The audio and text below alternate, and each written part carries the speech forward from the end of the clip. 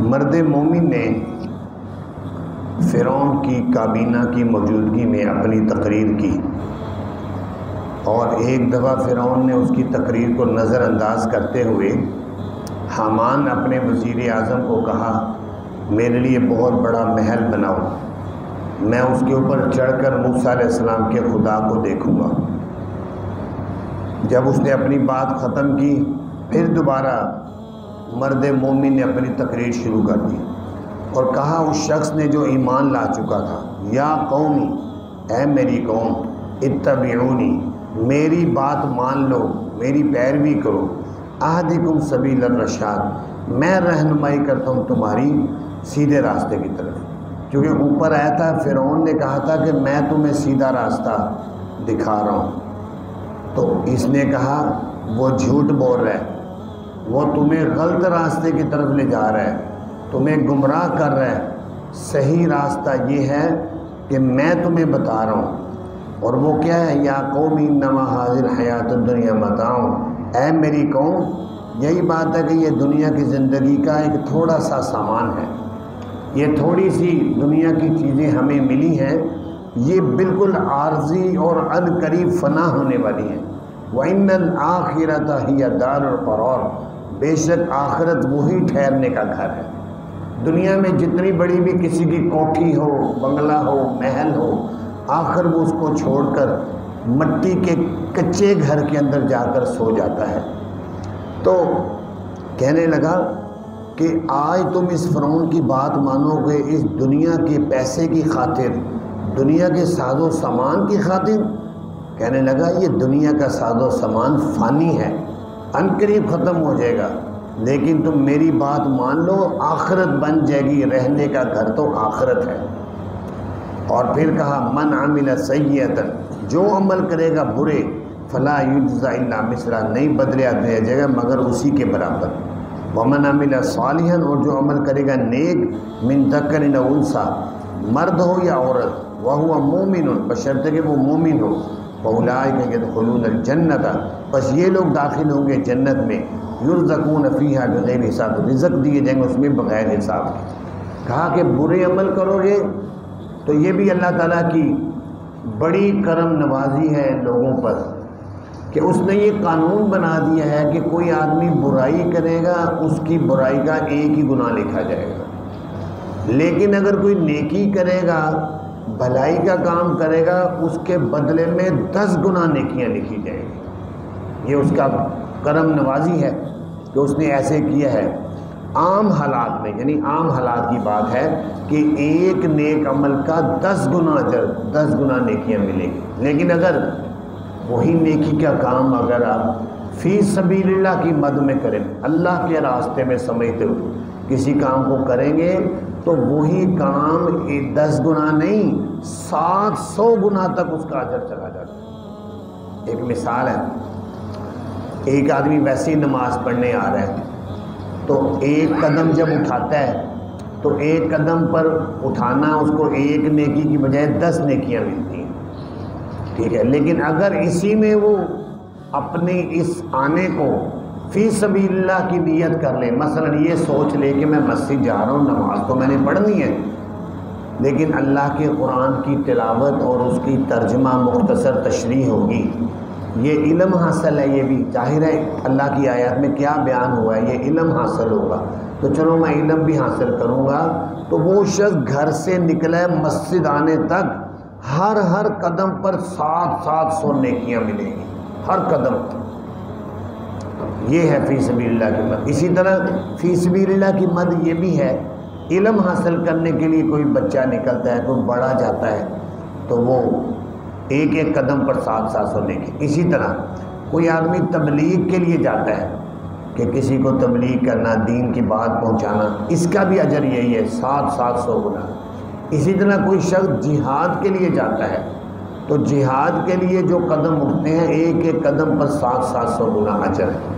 اسی طرح کوئی آدمی حج کے لیے جاتا ہے، تو حج کے لیے جانا یہ بھی فی سبیل اللہ کی مد میں، ہر قدم پر 700 گنا نیکی۔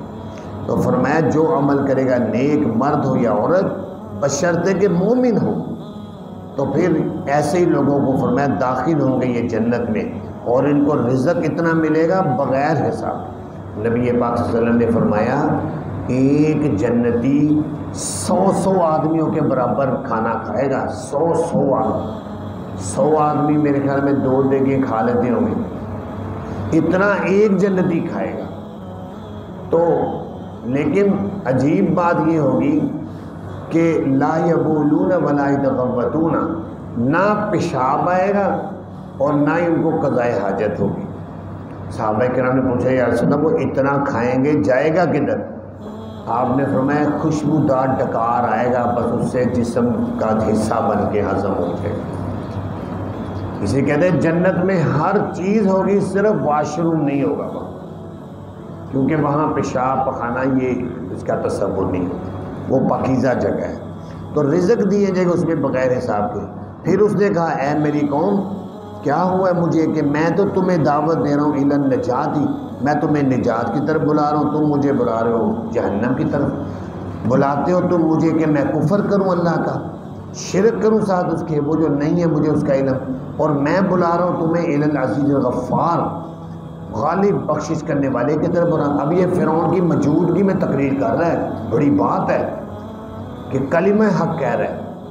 پھر کہنے لگا یقیناً یہی بات ہے کہ تم بلاتے ہو مجھے طرف اس فرعون کے، لیس لہ دعوۃ، نہیں ہے اس کے لیے دعوت، یعنی کہ دعا سننا دنیا میں نہ آخرت میں، یہ دعا نہیں سن سکتا نہ قبول کر سکتا ہے۔ وَأَنَّ مَرَدَّنَا إِلَى اللَّهِ، بے شک ہمارا لوٹنا تو اللہ کی طرف ہے۔ وَأَنَّ الْمُسْرِفِينَ هُمْ أَصْحَابُ النَّارِ، حد سے گزرنے والے وہ جہنمی ہیں۔ کہنے لگا میں نے جو کہنا تھا کہہ لیے، اب وقت ہونے لگا ختم۔